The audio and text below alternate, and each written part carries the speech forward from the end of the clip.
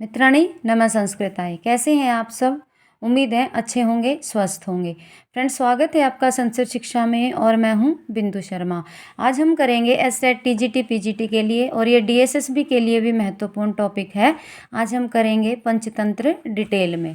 तो फ्रेंड्स, यदि वीडियो अच्छा लगे, आपके लिए यूज़फुल हो तो प्लीज़ लाइक कीजिए, शेयर कीजिए दूसरों तक भी और कमेंट कीजिए। आइए शुरू करते हैं अपनी कक्षा। लेखक हैं पंचतंत्र के विष्णु शर्मा। कौन? विष्णु शर्मा। इनका समय कितना है? लगभग 300 ईस्वी पूर्व। विष्णु शर्मा का लगभग समय है 300 ईस्वी पूर्व। कथामुख में विष्णु शर्मा को शाकल शास्त्र पारंगत छात्रों में लोकप्रिय एवं 80 वर्ष का वृद्ध बताया गया है। क्या बताया गया है कि विष्णु शर्मा शाकल शास्त्र पारंगत थे और वो 80 वर्ष के थे। आगे देखते हैं। काव्य विधा। ये पंचतंत्र क्या है? नीति कथा है। विभाजन कैसे हुआ है इसका? 5 तंत्रों में। कैसे हुआ है? 5 तंत्रों में। उपजीव्य है इसका ऋग्वेद, छांदोग्य, उपनिषद। ऋग्वेद और छांदोग्य उपनिषद। इसमें कितनी कथाएं हैं? 6।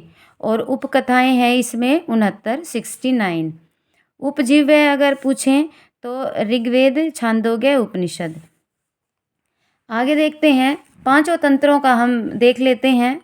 तंत्र है, यहाँ पर तंत्र के नाम हैं, यहाँ पर कथाएं हैं और यहाँ पर श्लोक संख्या है।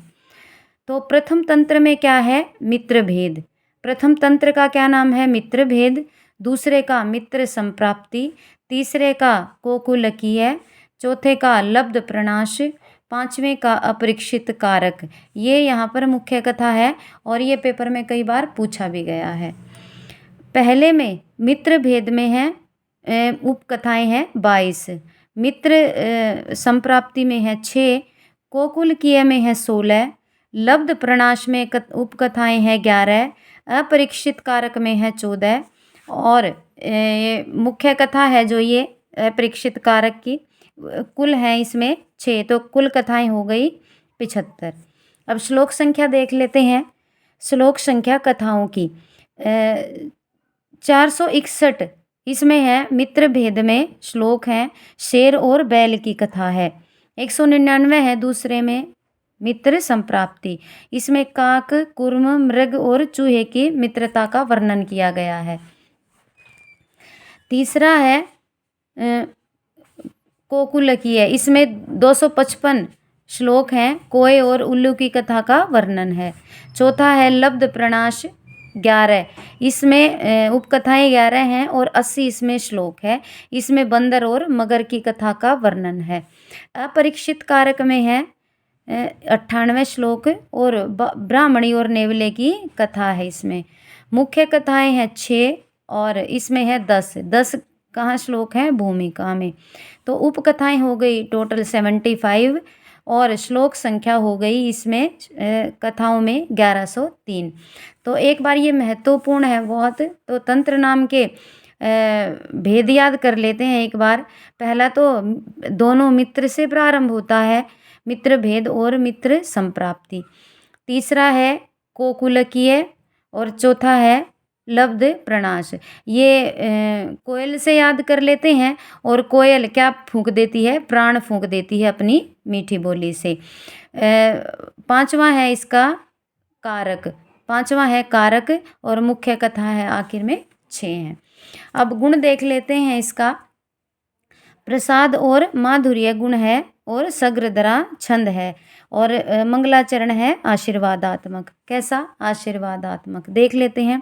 ब्रह्मा रुद्र कुमारो हरिव ऋण यमा वहिनीर इंद्र कुबेर चंद्र आदित्यो सरस्वत्यु दधियुग नगा वायु रूर्वा भुजंगा सिद्धा नद्योशिनो श्रीदीर्ति रति सुताः मस्त चंडिकाद्या वेदास्तीर्थानि यज्ञा गणवसुमुनिय पातुम नित्य ग्राश्च। ये मंगलाचरण है। दूसरा मंगलाचरण है में मनवे वाचस्पतये शुक्राय पाराशरय रसुताय चाणक्याय च विदुषे नमो अस्तु नय शास्त्र कर्तव्य।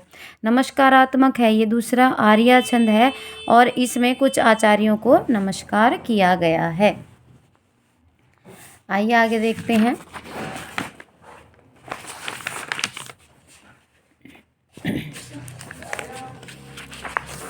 पशु पक्षियों, इसमें क्या है, पशु पक्षियों के माध्यम से शिक्षा दी गई है।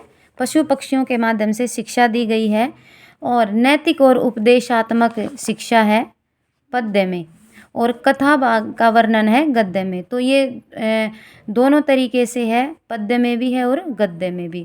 उपदेश किस में है, पद्य में, और कथा किस में है, गद्य में। भूमिका भाग में कितने श्लोक हैं, 10।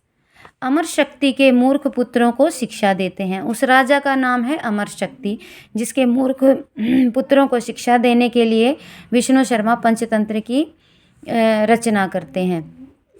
अमर शक्ति कहाँ के राजा थे, महिलारोप्य के राजा थे। पहला मित्र भेद के बारे में पढ़ लेते हैं, जिससे ये हमें याद रह जाएगी।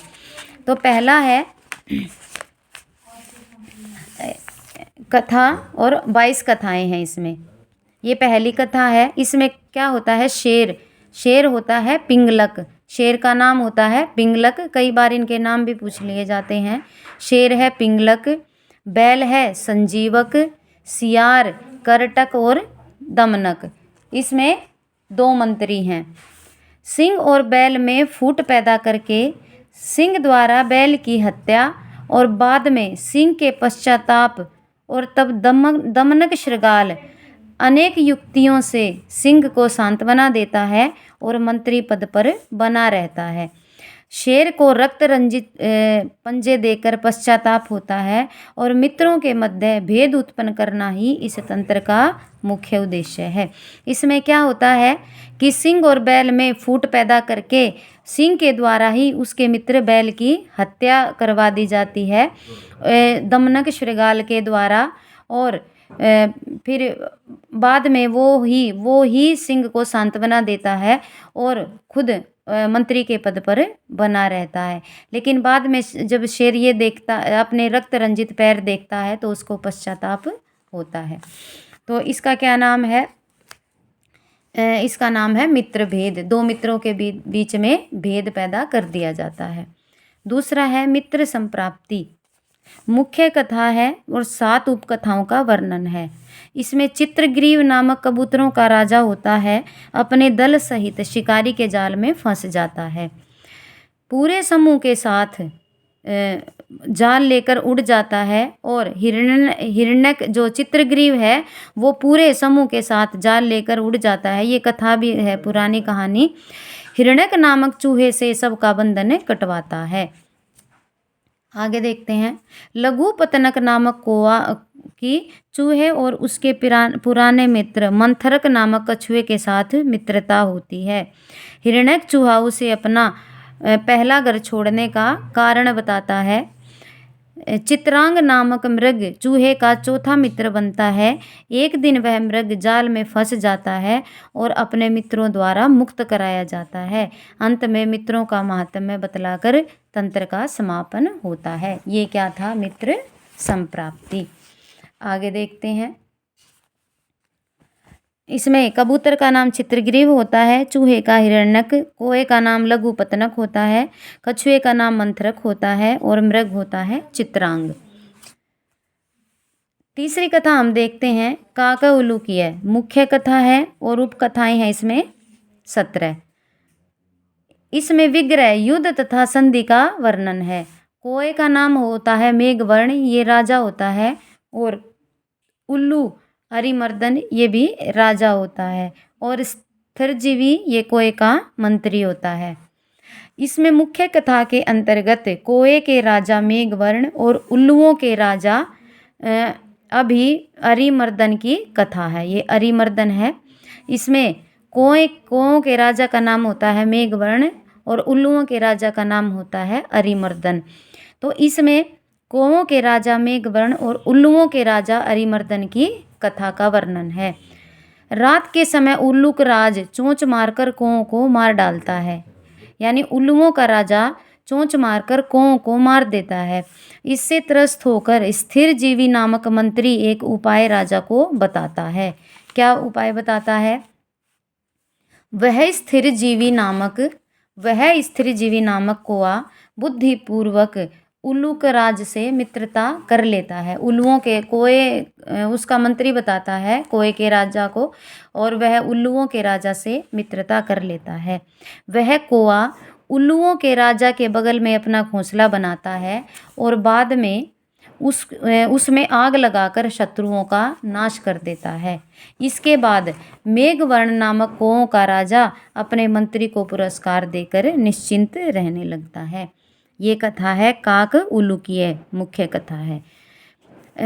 चतुर्थ कथा है लब्ध प्रणाश। यह मुख्य कथा है लब्ध प्रणाश और इसमें 11 उपकथाएं हैं। इसमें मगरमच्छ का नाम है कराल मुख और वानर का नाम होता है रक्तमुख।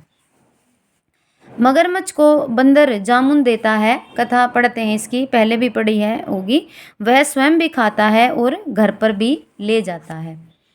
पर मगरमच्छ की पत्नी बंदर का दिल खाना चाहती है। बंदर का दिल कौन खाना चाहती है? मगरमच्छ की पत्नी। तो मगर के साथ बंदर चला जाता है, पर वानर लौट आता है कि मेरा दिल तो पेड़ पर है, और ऐसे बंदर बच जाता है। आगे देखते हैं।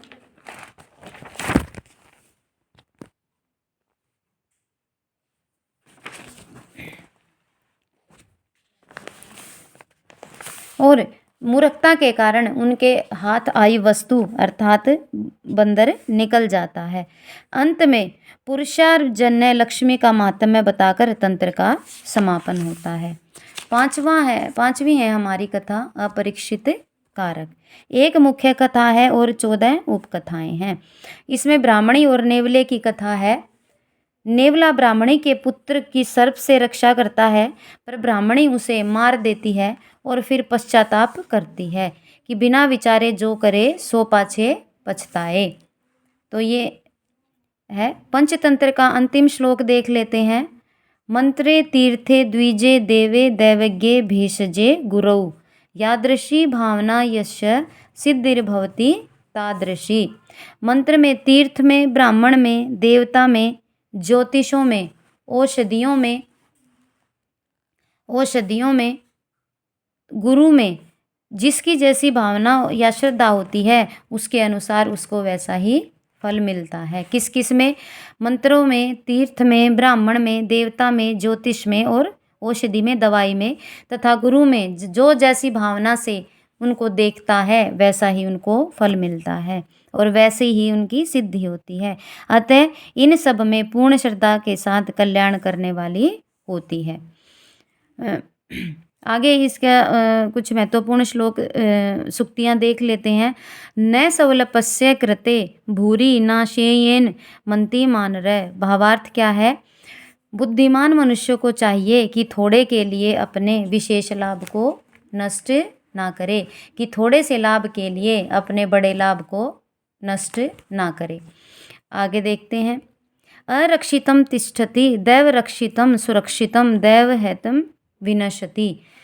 भावार्थ क्या है? अनाथ प्राणी भी जिसका कोई रक्षक नहीं होता भयंकर वन में भी आनंद के साथ रह सकता है। अरक्षितम तिष्ठति दैव रक्षितम सुरक्षित दैव हितम विनशति। कौन उसकी रक्षा करते हैं? भगवान उसकी रक्षा करते हैं। तीसरा है पुत्रीति जाता महति है चिंता। पुत्री के जन्मते ही बड़ी भारी चिंता हो जाती है। नेक्स्ट है यस्य बुद्धिर बल तस्य। जिसके पास बुद्धि है वही क्या है? वही बलवान है। आगे देखते हैं।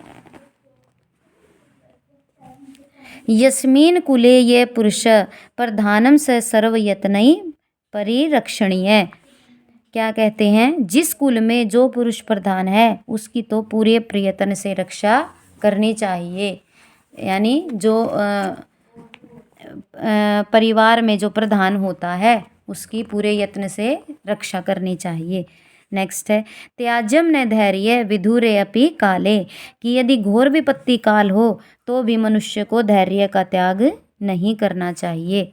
आगे, यो न वेति गुणा न यस्य न तम सेवेत पंडित। हिंदी क्या है? जो मालिक और नौकर के गुणों को न समझे उस भृत्य को उसकी सेवा और नौकरी छोड़ देनी चाहिए। आगे है, त्यज द एकम कुलस्या अर्थे। यदि एक बुरे और दुष्ट को छोड़ने से बहुतों की भलाई और हित होता है तो उस एक व्यक्ति को छोड़ देना चाहिए। आगे है, उद्योगिन पुरुषं सिंहम उपैति लक्ष्मी।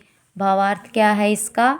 कि उद्योग या कर्मनिष्ठ पुरुष के पास ही लक्ष्मी आती है। आगे है, मातृवत परदाणी परद्रव्याणी लोष्टवत। जो धर्मात्मा और धर्म बुद्धि है वे पराई स्त्रियों को माता की तरह और पराये धन को मिट्टी के ढेले की तरह समझते हैं। आगे, उपायम चिंतमेत प्रज्ञायस्य था अपायम च चिंतयेत। बुद्धिमान मनुष्य को चाहिए कि उपाय सोचने के साथ साथ उसका अपाय यानी हानि की भी पहले ही सोच लेते हैं, कि कोई कार्य करने से पहले उसका लाभ और हानि दोनों सोच लेते हैं। अब कुछ वन लाइनर में भी देख लेते हैं। पंचतंत्र के 250 संस्करण विश्व की 50 भाषाओं में प्रकाशित हो चुके हैं और इनमें 3/4 भाषाएं विदेशी हैं। इसमें नीति कथाओं का संकलन है और लोगों को आदर्शवादी और लोक व्यवहारवादी बनाना है। इसको संपूर्ण अर्थशास्त्र का सार भी कहा गया है। ये महत्वपूर्ण बात है, इसको संपूर्ण अर्थशास्त्र का सार भी कहा गया है।